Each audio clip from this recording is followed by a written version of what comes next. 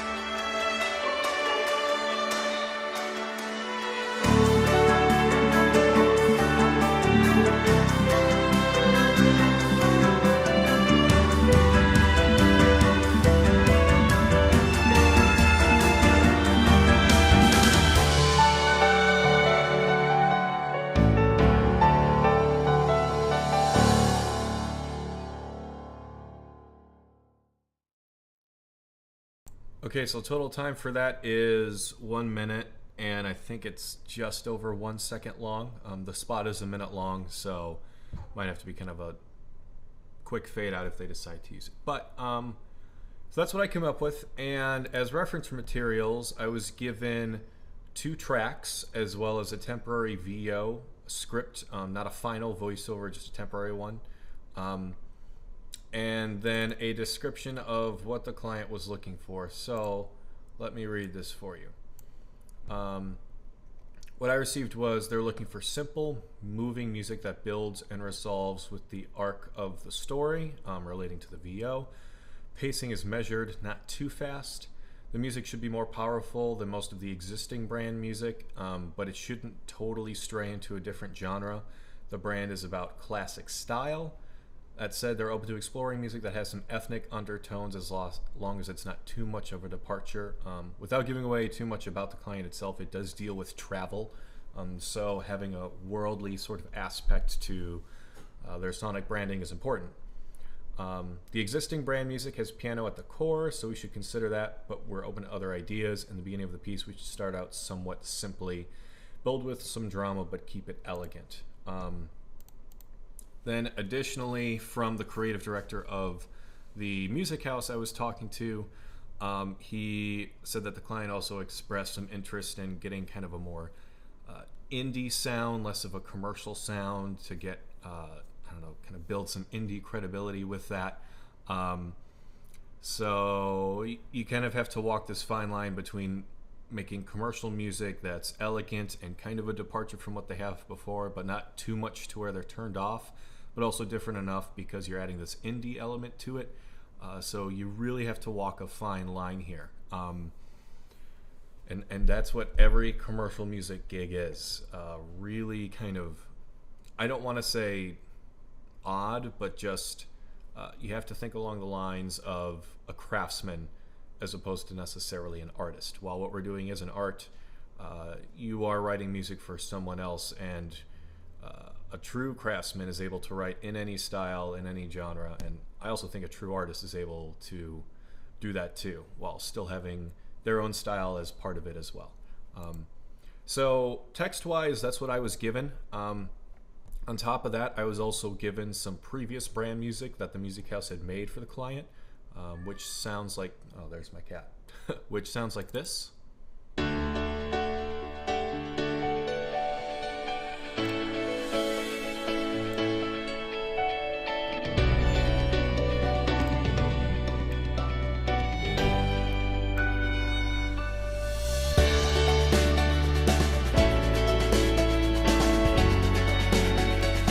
So you see it kind of has that elegant aspect to it, but it's still sounds very much like commercial music.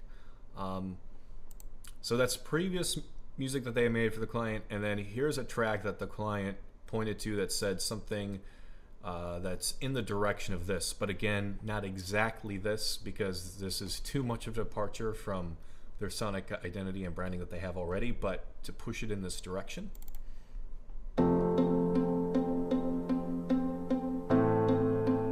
Just fast forward here until it builds a little bit.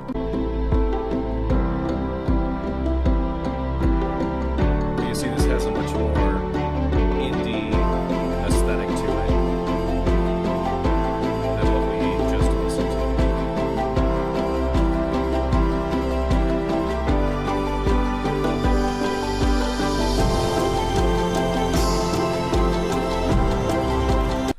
So that kind of has a little bit of that elegant or classic sort of aesthetic to it, but it's also a lot more similar to I don't know, I hate using the word indie just because indie in itself like doesn't mean anything, but I guess that in general the accepted indie sound of a little more pensive, a little more nuanced, romantic, introspective. So I need to go that direction without going too far in that direction. So I started this with all of that in mind, reading it over and keeping it in mind, and then said, well, we got to start this with piano because they mentioned the piano specifically in the briefing that they gave to the music house. So I got to start with that. And I played around with the chords that were in the previous tracks. They're in D major, and I think they I don't know, can't remember exactly what it was, but I remember playing around and be like, oh, this is like very textbook stuff, for commercial music, and that's what the client was drawn to then, was this very commercial sound, but they want a slight departure. So I said, well, let's start in the same key, so immediately it sounds like it goes together, and instead of doing a complete departure, we'll take relatively straightforward progressions, but then slightly change them to where it gives it its own character. So after messing around on the piano for a bit, I came up with this section right here. We start with D major chord. So that's all just playing with a melody in like my pinky and on the right hand, all in D major. Then we immediately go to C major.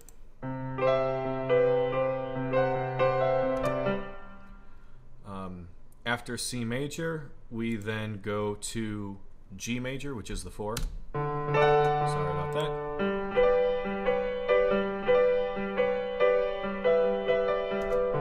But you see here, I've just got the tonic as my bass note. I'm just moving it around. D, C, then up to G, and I've just got the block chord in my right hand too, but then along with the block chord I'm just moving around the top note to make a melody out of it, and the first time through it goes to G and then ends back on our tonic D.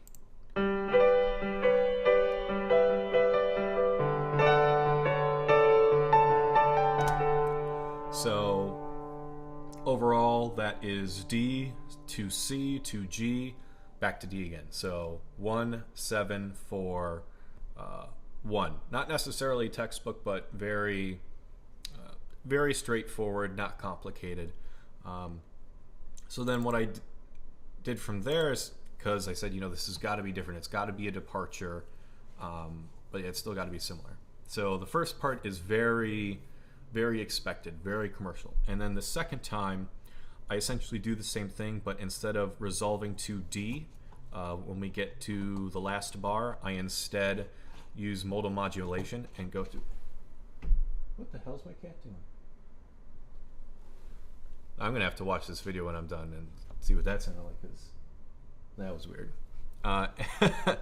Anyways, so instead of going from G major back to D, I then go to G minor and use modulation. It's just one of my favorite progressions to use, especially if you're using romantic music. Oh man, if going from the major 4 to the minor 4 is just, that works real well. So for this, trying to be classic and elegant and almost romantic in a sense, and creating that bit of a departure but not changing too much, this is creating a departure in a way that would be acceptable for a commercial client. So the second time it plays through, it sounds like this.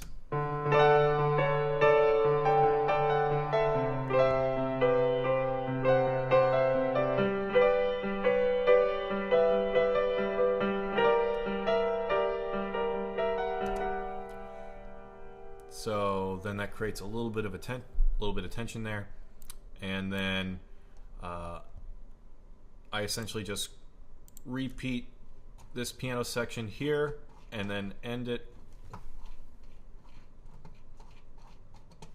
Oh, he's just scratching his scratching post. All right, sorry about that. Then I just have a restatement of the beginning section here. And in terms of creating progressions and chords, I mean, most of the time when I write, I have a foundation that I then build and base everything off of. So this time it was the piano, and that's how that all came together. From that point on, it was just a question of creating a texture that would be along the lines of what I think they're looking for with their description. So again, we have classic, we have elegant, we have an indie influence. So I immediately said, well, let's add some cellos to it. So these are the cellos that I ended up using.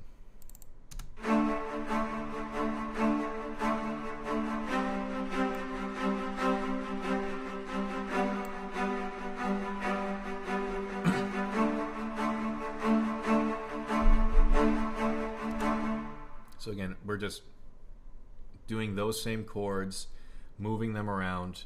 I originally had the cello here going down using a different inversion, but then when I started mixing it, it was making things difficult with all of the drums that I ended up having and the bass, because having cellos in the low mids, having drums in the low mids, and having bass in the low mids, it was getting difficult to carve out space for all of them.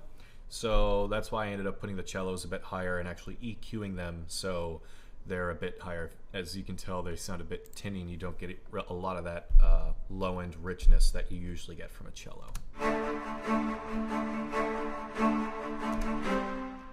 And that's all I'm doing here. I'm just outlining the same chords that I used in the piano. As you hear this second time, I go from G major to G minor. Right here.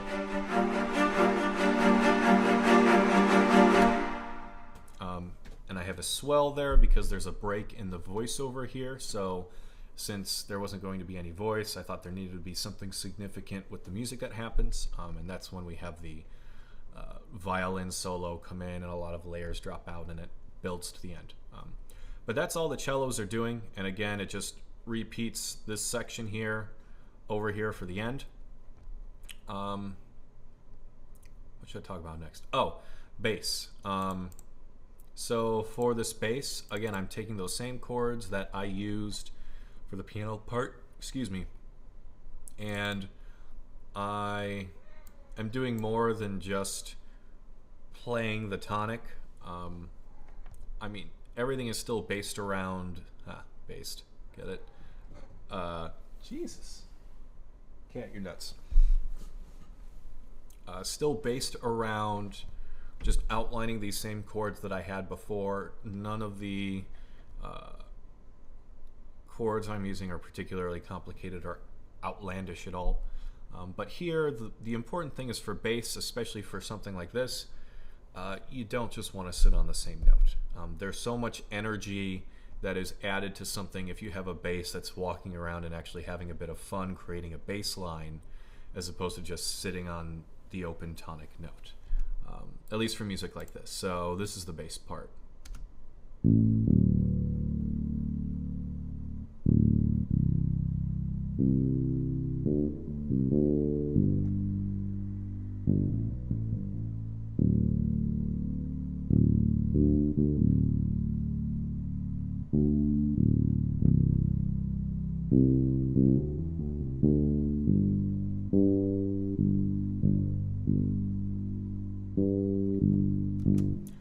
Create a bass line that a bass player wouldn't fall asleep playing, essentially. The listener is probably not going to notice 90% of the effort that you put into that bass line there. It's not going to realize that I'm playing any of these notes in this section here. But just having it not be stagnant and not be boring is what keeps someone listening to what you've written. So even if they're not cognizant of it, and even if it's not grabbing their attention, it's still different and it feels different, so someone's still engaged in listening to it. So that's all that's going on for the bass. Then in order to add more texture, there's this library I have called Songwriting Guitar. It's by 8dio. You can see it here. You select a key, and then it has a ton of licks and short passages done by guitar players that you can trigger. You can also change what key you're in and do all this stuff, but if you're doing something that has more of a song, pop, rock sort of feel, I think it's great. I think it's fantastic. And I use 2 instances of it in this. So for the first one, I have a guitar just doing this.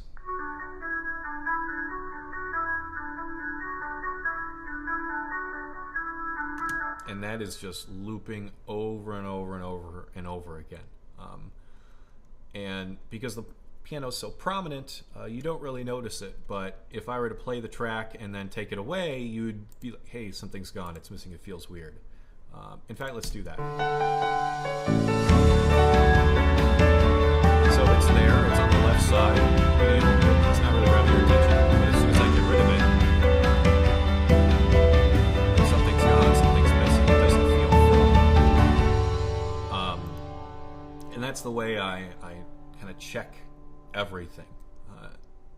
If I'm thinking about what the levels of something and I'm getting to a point where it's hard carving out space for instruments, you got to check, hey, is this really doing anything for the track that I'm writing? And even if it's not grabbing your attention and you're not hearing it on its own, that doesn't mean it's not doing anything. If it feels empty when it's gone, or if you feel like something's not right or missing when you mute it, it's doing something. So at least that's the way I check it. So again,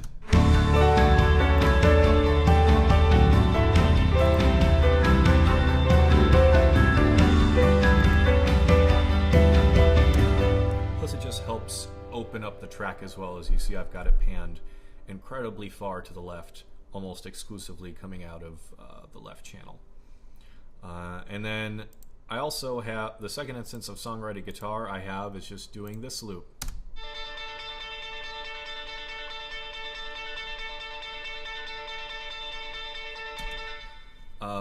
The creative director of the music house said, a band like Explosions in the Sky might be kind of along the lines of what they're looking for, because again, it's not that the client is doing a bad job of telling us what they want, but we are the musicians, we are the composers, and we know how to speak that language, and we know exactly, or at least we know in theory, the best way to articulate what we're trying to achieve. And a lot of the creatives from these ad agencies have to be the creatives in a lot of different mediums. So they know how to talk a little in the realm of music, but may not know exactly how to do it. So that becomes part of our job. So he, from having conversations with the ad agency and the client, said, all right, maybe a band like Explosions in the Sky. So specifically, I listened to a lot of the guitar tones that they had, and even though this was a little tinnier,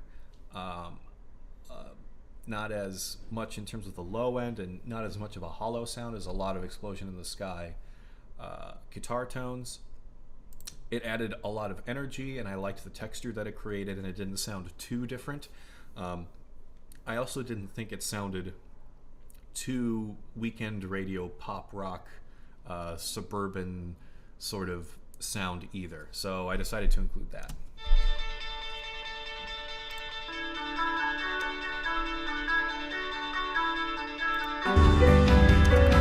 But again, both of these elements are in there. They're adding to the texture, but neither are really drawing your attention. When you first listened to the track at the beginning of this video, how many of you were immediately drawn to either of those sounds, or was it after like a few seconds of you like actively listening, oh hey, that's there and it's doing something?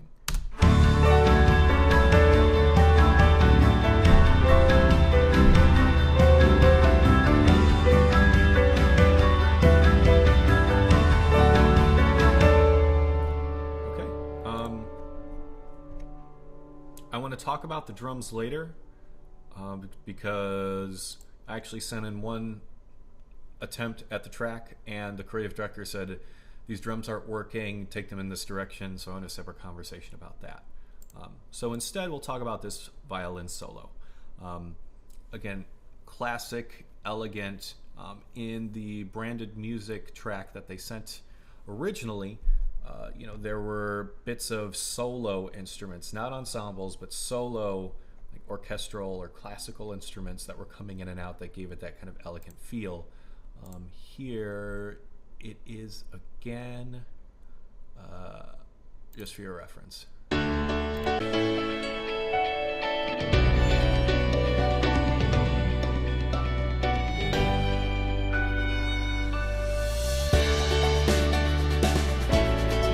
So the violin's there, you hear it, it grabs your attention for a little bit, but then it goes to the background. And it really helps give that elegant feel to it. Well, at least pushes it more into the elegant realm as opposed to just, like pop, rock, soft rock radios sort of stuff. So I knew I wanted to include a solo violin. So in this section where the VO has a break, I said, okay, let's have a violin solo there and have everything else drop out, really kind of give it an exposition.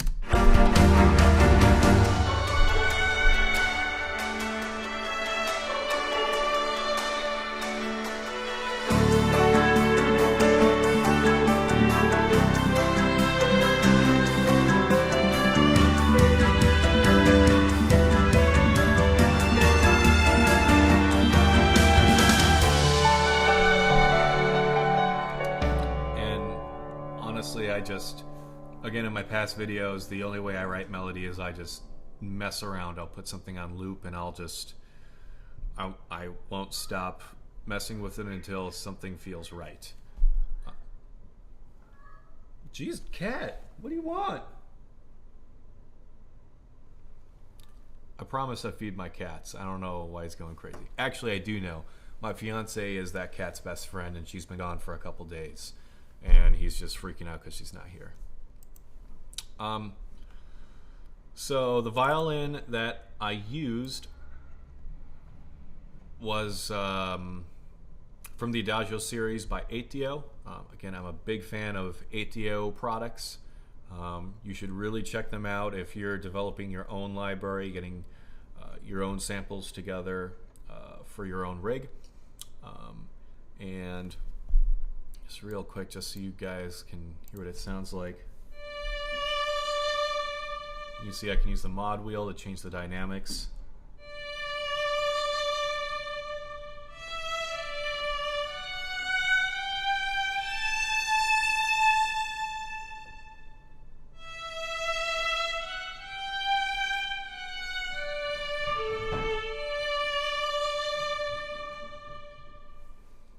So yeah, there's that, and it's got a ton of other different patches here.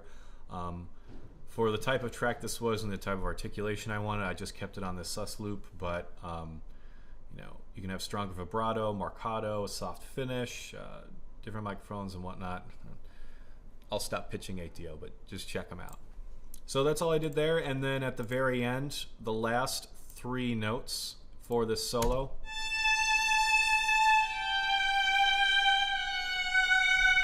I just added a duplicate of the same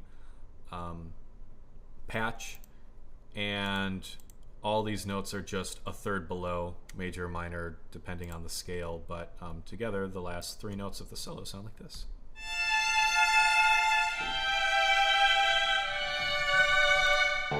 With all the other layers, it sounds like this.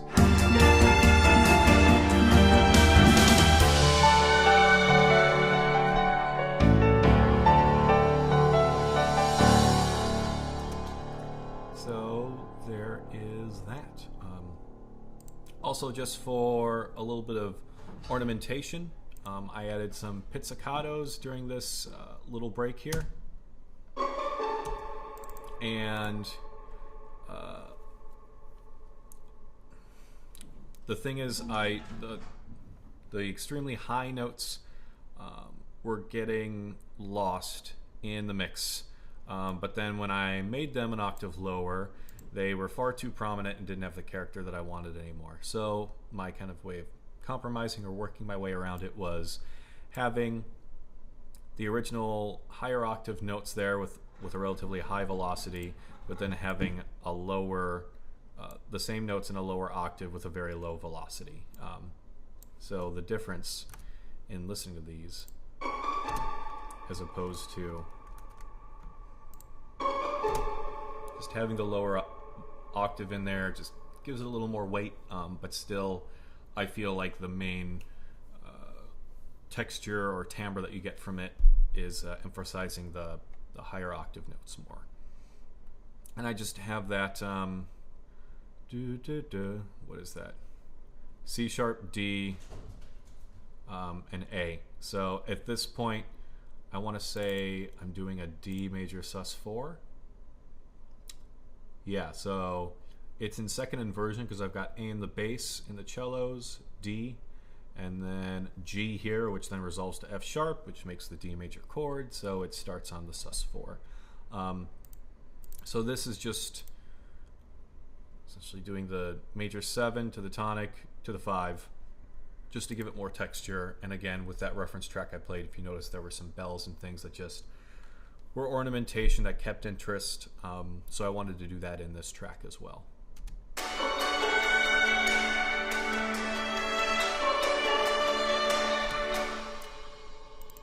And again, making it indie, a little bit more romantic, a little bit more nuanced.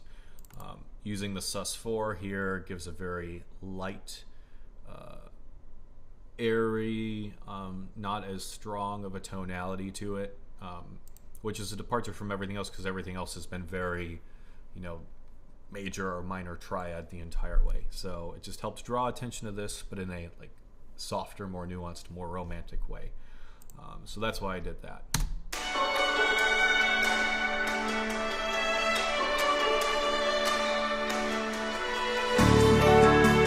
And everything comes in again. Okay, let's talk about the drums. So a little bit going on here. I love to have a lot of drums, even if you don't actively hear them. It just creates a thicker, meatier, more full texture. So here, this is the drum kit, one of the drum kits I have. But you in the whole entire track, you barely hear those cymbals. And you barely even hear the kick drum from that drum kit.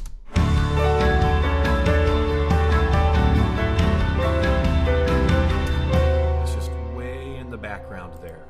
But getting rid of it,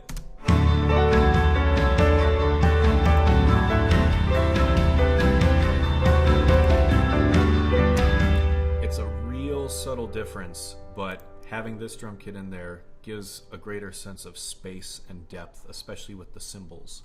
Then above that, I have a more concerted effort to make an indie sound. A lot of indie tracks that I've heard, again, use a lot more floor toms prominently than, you know, like pop rock tracks do. So this has a lot of weight given to these toms here.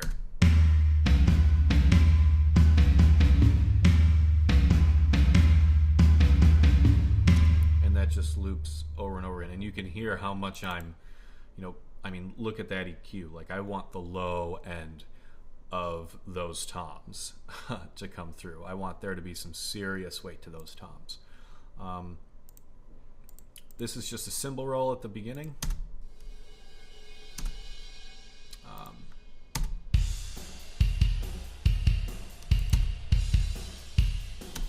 Slightly different rhythm here, but also at the very end when this is building, I've stayed away from the snare drum for the most part, but then there's kind of a little fill that happens here that leads into the break.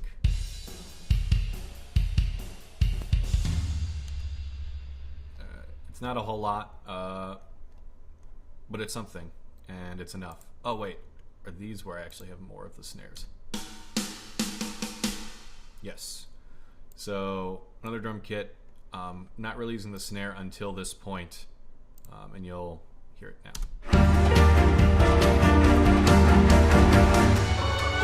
You can hear it just for those couple of hits.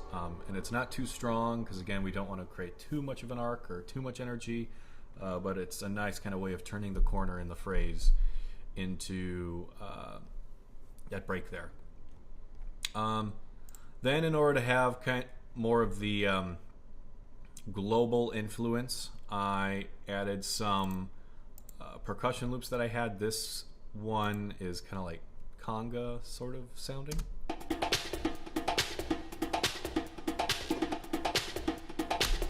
It was actually from a sample library for electronic music that I have. And yeah, it just helps give it that more global feel to it, even if it's not a prominent part of the track.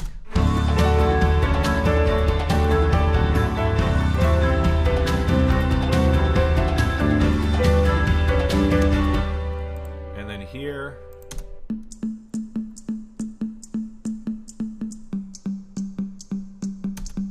it's actually the same loop, and I'm pitch shifting it so that it goes with the chords that I'm using.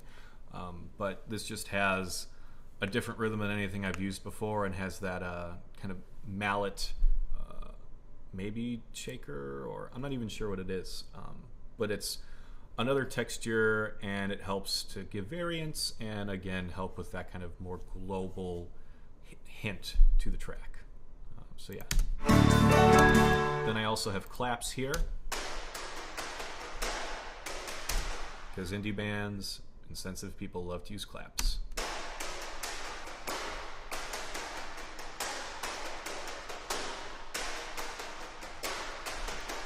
And I also want to mention, because I haven't really talked about it a whole lot, a lot of this is very contingent upon how much attention you give to the velocity of these phrases. Just as an example, if I take all of these and just make them all the same velocity,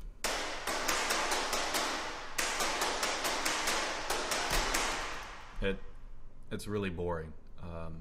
Doesn't have a lot of variance, doesn't have a lot of direction. This sounds way better with some attention given to the amount of velocity each note has.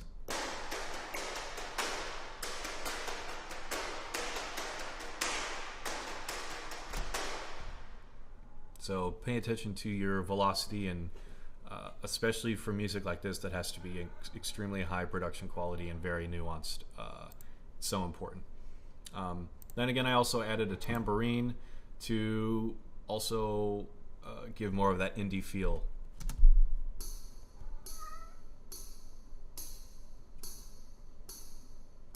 And that's just essentially acting like the snare, hitting on the 2 and the 4. That's it. So the drums, when everything's said and done, start off like this.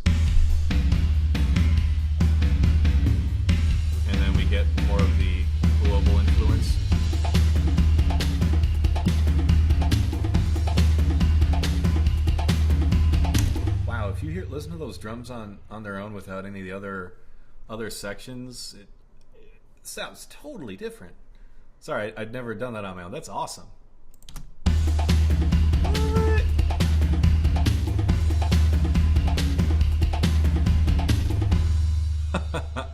That's cool. So I wanted to talk about the drums because originally I had very rock drums, like full on hitting the hi-hat, snare on the 2 and the 4, and creative director just said, that's too arena rock, that's too full out rock. We need less of the expected rock, and we need more of the nuanced, classic, and again, elegant rock. Rock on its own is elegant in its own way, but when we're talking about commercial music, rock music is not really elegant. It's powerful and it's aggressive, and that's not what the client was looking for. So I changed it to be these toms here, and then reduce the snare to only this hit here. And then towards the end, we get more of a rock feel with the drums. Get some cymbal work there. Then I add the kick drum here to help with that build towards the end.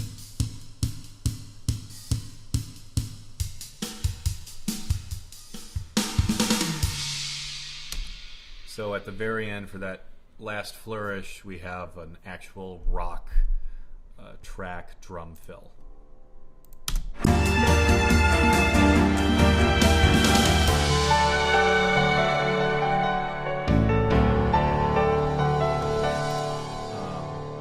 Missing these, just for the record. It sounds fuller. I also, these beginning and end taglines that are very like, this is the brand's statement, or identity or motif.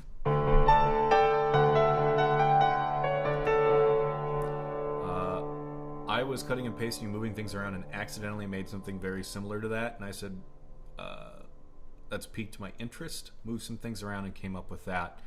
At the end here, I just do it once verbatim as the beginning, and then the second time it's almost exactly the same, but I just end a little earlier to give that sense of like finality and we're done.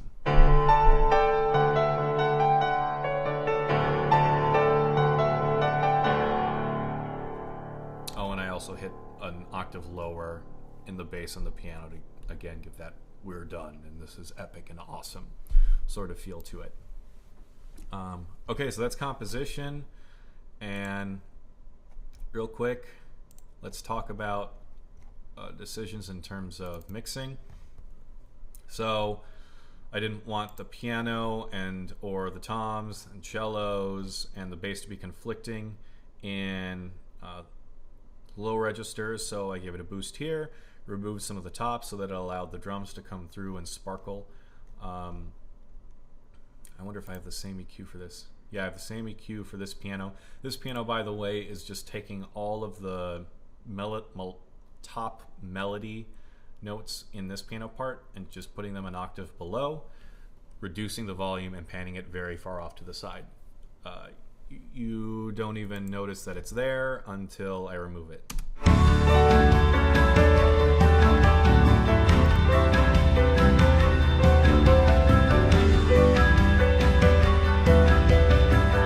how much weaker the piano and that melody is without it?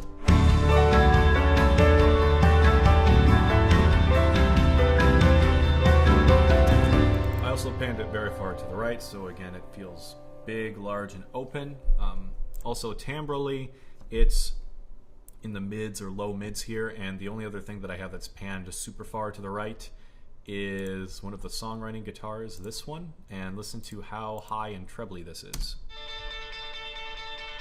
It is not conflicting at all with this.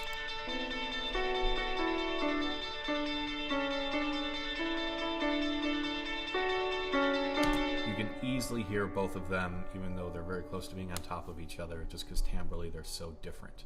The cellos, let's see, where do I have these? So you saw before I had the piano kind of in this area. I had the songwriting guitar in this area of the EQ, And so for these cello spiccatos, I gave them a lot more of the high end here, because having that actual sound of the bow stroke pulling on the strings was important, because the feel of the rhythm of these cellos is more important than I guess really the notes that they're actually playing. They're much more about giving that texture. So that's why I EQ'd it the way I did. Again, I took off the low end here, so it's not conflicting with the toms or bass drums or the bass itself. Cello sus.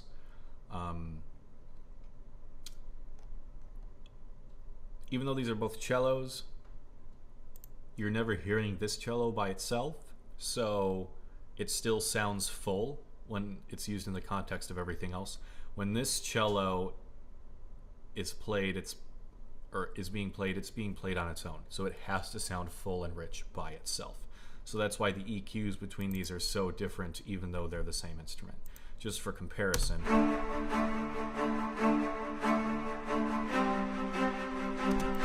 there's that, and then this is the other cello.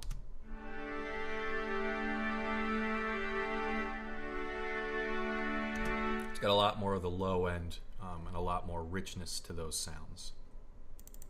String pizzicato, I didn't even EQ those because they're barely there and they stand out compared to the cello just fine on their own.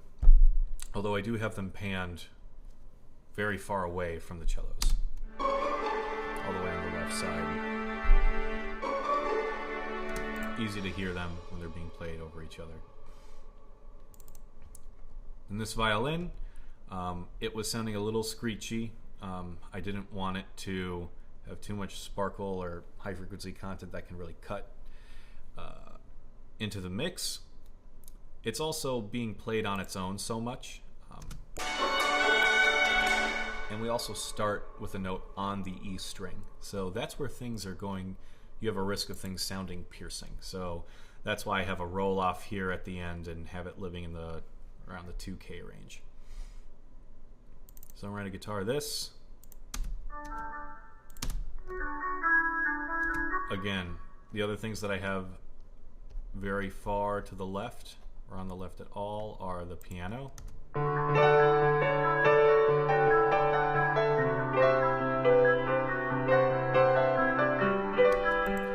the piano is a little more high end. It's also panned closer to the center. This is very far to the left. It's not supposed to grab your attention, but just to make it seem full.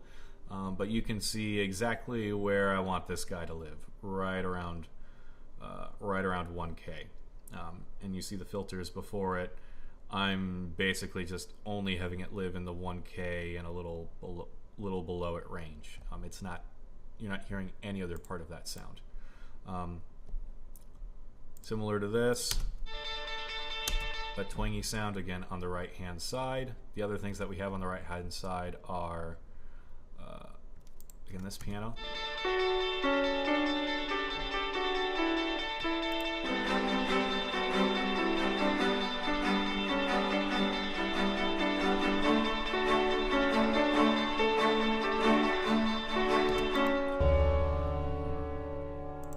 Drums, all of the plugins or libraries that I was using have a drum kit they essentially take care of the panning for you. You can control it, but it's laid out like the panning is laid out like a general drum kit. So you've got the hi-hat over to the left and the toms to the right. So I didn't touch that. I didn't need to touch that.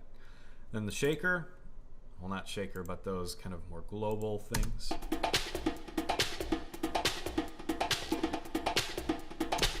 I didn't want that clap to be too loud, grabbing too much attention, so I rolled it off and have it living in the low mids because it's over on the right hand side here, panned to the right, and if we have it in the context of everything else, that's panned to the right. The only thing that may be a conflict is the cello spiccato.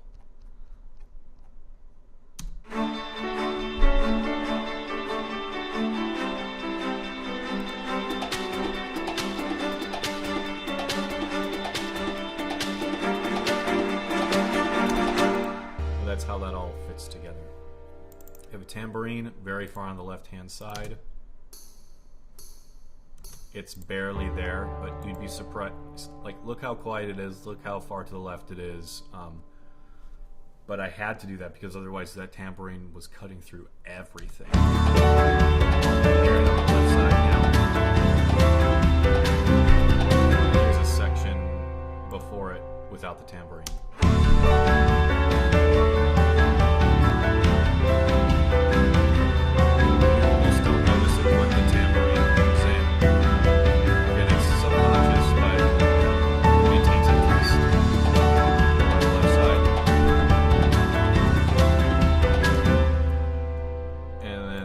Is real straightforward. Let's only hear the bass frequencies. You know, I could even make this a little lower. But then some of the riffage that I have with the bass having some fun stuff there is lost. Well, that may also be due to some crappy velocity as well. So yeah, I tried to not compress everything that I could. The things that I did compress were the drums, just because drums don't usually have sustained properties to them. They're very quick and fast, but I need them to punch through when they do play. So I think I compressed the claps. I did not compress the tambourine. That didn't need any more attention drawn to it. This, no. This, no. No. No. But I did compress the group track. So all of these, all of these tracks here are being sent through the group track, and from there they go to the master. So I am compressing everything that comes through here. So some of them are getting double compressed, but that's okay. No compression, no compression. This is a violin solo, so I wanted it to really pop out. So I did compress this. Did not compress that. Nope. Nope. Nope. And I did compress the piano very lightly. You can see the ratio is only 2.63. You can see how little it's actually doing. It's barely touching it, but removing it.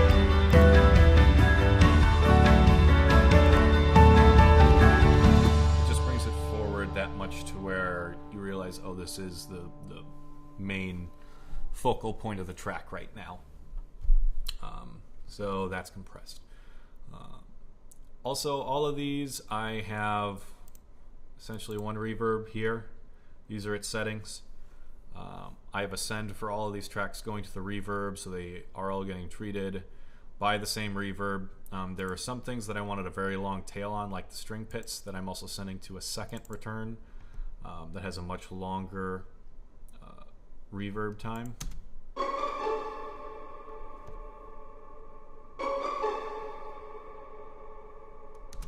You can see how long that tail is. But I did that because during that portion of the track, it's very empty. There's not much going on in the background. There aren't all these drum layers or things forward or in back of each other. So this helps, again, keep that sense of space and openness.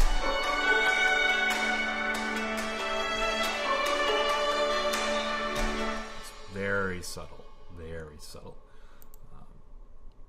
But yeah, so that's compression, that's EQ, that's verb. I don't think I used delay for anything.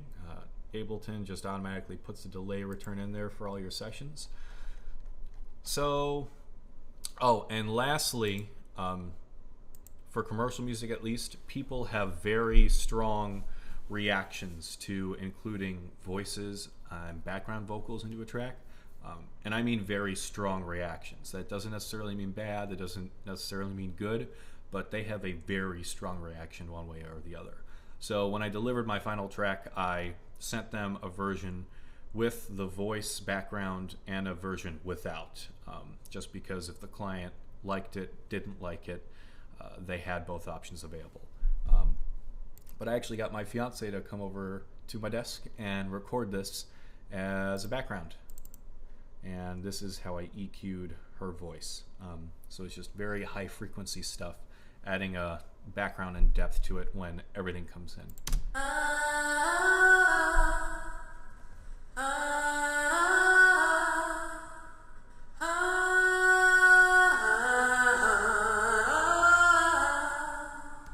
She is an alto, and she has a beautiful voice. You can hear some of that vibrato's developed in it. Sounds awesome.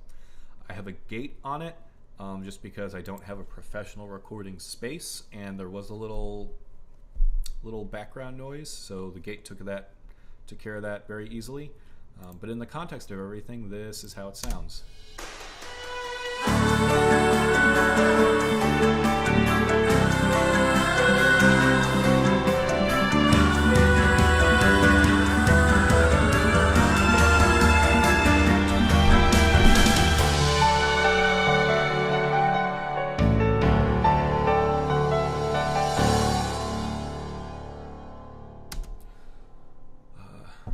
So yeah, I think that's pretty much everything. I'm amazed that I talked this long about this. I thought, oh, it's a commercial track, it's a minute long, it'll be a lot shorter than my other videos, but I think this ended up being a lot longer. I will say with commercial music that even though the composition of it and really even the production of it is or can be a lot simpler than a lot of other things you'll work on, there has to be a lot of thought about what you're trying to do and how you can accomplish it with commercial music. It's that's what honestly why it pays so well, because you can't just have a rock track and you can't just find or do your style. You have to be kind of a chameleon, and it's definitely a different skill set than just being able to go up and just write anything that you want. To be able to write music that someone else wants, that appeals to an audience that's different than the client themselves, and keep certain suggestions and directions in mind, and also to have it very micro edited and to have it exactly a minute long. It can be really difficult, and a lot of times it's a really difficult tightrope to walk. But if you want to be a professional composer, this is a skill that you have to create. I'm still definitely developing this skill. I've done relatively little in the realm of commercial music. Honestly, partly because I've been a little intimidated and scared by it, just because it's really difficult. But there's no getting past it. If you want to be a professional composer, you have to be an artist and a craftsman, and you have to be able to develop these chops and to be able to think in the way that you need to for writing something that appeals to a commercial client. All right, I've been rambling too much. This video ended up being way too long, but I hope it was helpful to you guys. Subscribe, leave me some comments, ask me some questions.